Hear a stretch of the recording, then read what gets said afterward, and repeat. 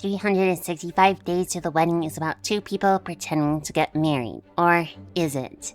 Here today I'll be talking about all the ways 365 Days to the Wedding describes marriage and what makes it such a good anime in general. So what is 365 Days to the Wedding really about then? Hon Joji and Ohara, the two main characters, work for a travel agency. One day they announce that in 365 days, one person is going to be sent away to Anchorage, Alaska to run a branch out there. Ugh, one of the worst places you can be. America. But they will prioritize sending unmarried people to Alaska. Now, neither Honjoji nor Ohara want to go to Alaska. Both of them are extremely antisocial, neither of them really having any friends or significant others. And also because Ohara's a cat he wants to take care of, and Honjoji would rather stay at home and stare at maps instead of going anywhere. Now, if you're in this situation, what would be the best way to get out of it? I mean, everyone should really know the answer. It is to simply fake an elaborate marriage where you have to trick all of your coworkers into thinking you fell in love with another one of your coworkers and hope it all doesn't fall apart. Super easy, barely an inconvenience. And not the totally way harder thing of just quitting and finding a new job. In this economy, but yeah, they just decide to fake a marriage in 365 days. But do they? Well, kind of. With all good love stories, there's time for the main couple to fall in love so we see some actual chemistry form. Though it's fake for them at first, the things they end up doing together to fake being in a relationship are real. And thus, especially because this is like both of their first relationships, they start to gain real feelings for each other. Like, let me give you 3 examples of what I mean. To fake how much time they spend together, Honjoji created a fake date where they go to an amusement park and spend time together. Though it was supposedly fake, they are actually spending time at an amusement park together nonetheless, to the point that they did spend an actual romantic moment at night in a Ferris wheel.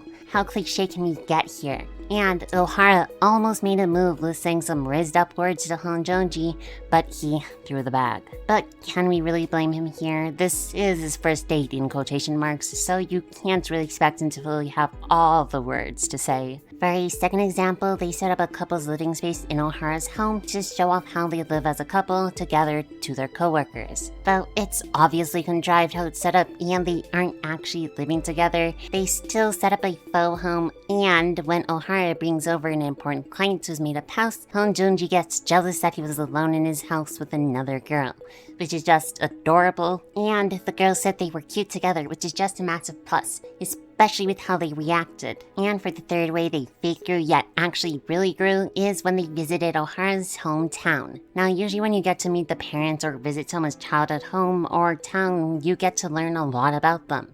From what they did when they were young, meeting someone's childhood friends, to learning where they came from. And despite the fact that they are going just to tell his parents that they aren't actually getting married, they still accomplish all of those things, and they definitely grow way closer to each other. One, because they learn more about each other and spend time together, but also because they learn to care for each other. With Ohara taking care of her when she passed out from overheating, and Honjoji wanting to touch his fluffy hair. They just start slowly liking each other despite everything seemingly being fake. And this all comes to a head when Honjoji gets drunk and invites him over to finally get to the bottom if anything is actually happening between them, where Ohara finally grows a spine and says that he'd like to actually go out with her. But of course, these are two socially awkward people we're talking about here, so what happens is pretty obvious. 本庄司さん10分くらいピクリとも動かない。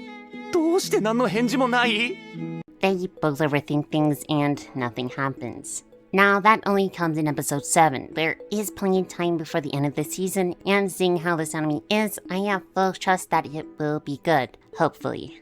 But this is just how their relationship works. Despite being fake, in quotes, it's actually developing into something beautiful, and I love the way the anime is doing it. And this is where the other marriages in this anime finally come into play. When they both start actually considering getting married, we see examples of other married people around them, and the pressures that come with each of them. First, we see one of their coworkers who is in a supposed happy marriage. His wife seems to be loving, and every day he has a homemade lunch. He seems to be in the perfect marriage. But then his wife asked for a divorce.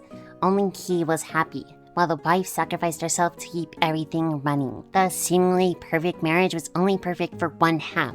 in a relationship, especially marriage, sacrifice is needed. So if you're blissfully living in the relationship with no sacrifices in sight, it's probably your partner who is sacrificing and suffering the most for it, which is what we, the audience, Ohara and Honjonji, learned. The next is of their coworker who wanted to get married, constantly spouting on and on about how this is what he wanted and he wants to find an amazing woman to be with, to start a family and have kids with, constantly dreaming and idolizing marriage. But when he finally gets into a relationship and asks the girl to go out with him with marriage in mind, reality slaps him in the face when she shows him her kid, and all he does is freeze up. He spouted on and on about how this is what he wanted, but when faced with reality, he panics. During both of these examples, Ohara and Honjonji are watching and considering marriage for themselves. In this anime, marriage is an actual consideration and not something that is idolized just to be shown on a pedestal. It shows the amazing parts that can be had in a marriage, but it also shows a side that not many like to look at or think about.